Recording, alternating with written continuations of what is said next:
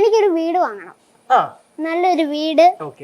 പിന്നെ നല്ലൊരു വീട് വാങ്ങിയിട്ട് ഒരു കാറൊക്കെ നടുക്ക് വെച്ച് നല്ല ഒരു ഇതൊക്കെ സെറ്റപ്പ് ആക്കി എടുത്ത്.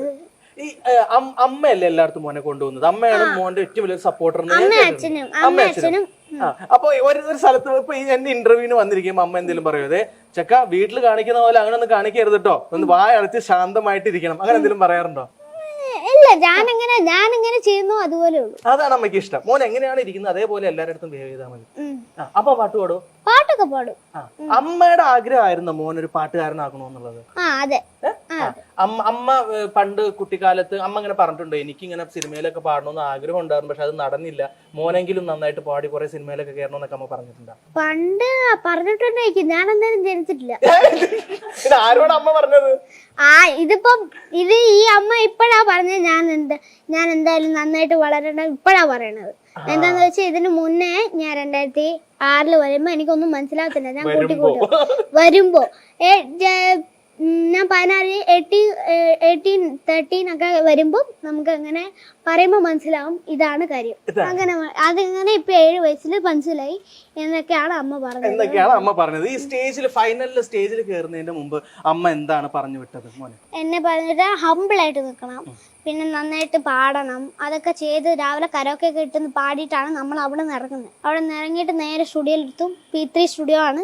അവിടെ നിന്ന് നേരെ ഇവിടെ നിൽക്കും.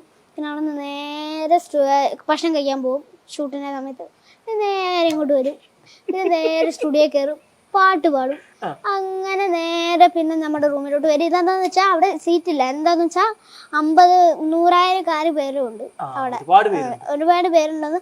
അപ്പുറത്തെ സോഫ ഇപ്പുറത്തെ സോഫ ഇതാ ഫുള്ളാണ്. അതെന്താന്ന് വെച്ചാൽ ഇപ്പുറത്തെ സോഫയിലാണ് നമുക്ക് ഇരിക്കണ്ട, അപ്പുറത്തെ സോഫ ഫുള്ളും ഇതായി.